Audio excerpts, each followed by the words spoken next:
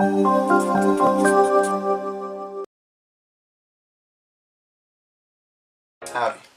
my name is Nathan Rossinier, and I'm standing in my home in Huntington Beach, California. A city that has recently made national headlines for protesting against the closure of its sandy shores.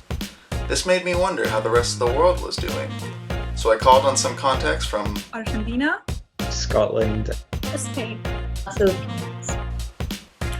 Barbara Palomini, a resident of Buenos Aires, Argentina, was in the middle of her semester as a law student when her country's lockdown started. She has discovered, like many students and teachers, moving towards virtual instruction is quite difficult. The students, we have the problem that sometimes they don't know how to use the microphone, the camera, or the computer, or the signal goes out.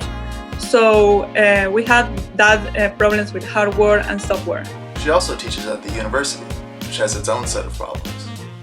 Being a professor is hard because I think my students that are in the first year of college, they are more shy, they don't want to make questions, so it's hard to try to make, for example, a Zoom and then a work for home or something like that. I think I'm trying to do my best every time. I don't think we can make the same education by the virtual system because we don't know how to do this in Argentina. We are not prepared to do this. Love in a pandemic can be tricky, and Palomini describes how she can only see her boyfriend Pablo when she goes to tend to her grandmother. The house of Pablo is in the middle, so I can say hi and go and return to my grandma's house. Like only say hi because he's working in telecommunications and he's exposed all the time to the virus. So we are always with the things you put in your face. The United Kingdom Prime Minister Boris Johnson spent some time battling COVID-19, which he had been relaxed about prior. Cameron Carey of Glasgow, Scotland, had some thoughts about it. I think that was probably a reality check for him, but that's one area in particular where people were just being really, really nasty about him. Like when he was in intensive care, saying really horrible stuff, like you can imagine. And it's like, he's a human being, come on. His compassion might just stem from working for the UK's National Health Service at an emergency call center, which had been monitoring reports involving Wuhan, China. I didn't even think of it being a virus. I just thought something's happened in Wuhan and people are getting sick, but I didn't think it was a really infectious virus or anything. And I don't think the managers did either. Cristina Gonzalez is a flight attendant for Vueling, which is a company based in Barcelona, Spain.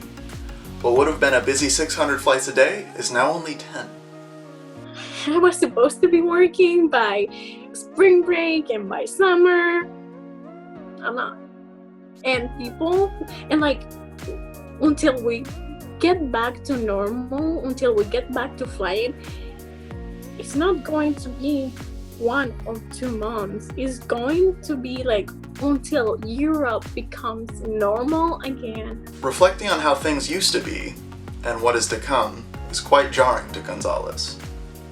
La Ramblas, or even my street, which is, let's say, not that city center like, it's sad to see them that empty even when we're allowed to go for walks. I feel it's going to be hard to go back to normal. Bea Batungul, who lives in the Philippines, is under a lockdown akin to Spain. Her school decided to stop classes early and graduate the senior class. She's figuring out what it all means for her. It's very new, like no one really knows how to react, and it's like all the plans that you had before the coronavirus, it kind of like you don't really know what's gonna happen anymore. Like you don't know when this will end or how long things will take to get back to normal, especially now because I'm technically unemployed, and the economy is like collapsing, so I don't even know if people are hiring, or if they do hire, what's my salary gonna be like. It's a new normal, so no one really knows what to expect. Unfortunately, the grim realities of COVID-19 has infected her personal circles. one of my close friends' dad passed away, like just a few weeks ago. Yeah, and it's heartbreaking because we can't even like see her, or they couldn't even give him a proper funeral. Living in a pandemic creates unique problems for us all, but some things unite us. I miss my friends a lot. In town with my friends, in a bar. And be with my loved ones and go out with my friends. I miss my friends.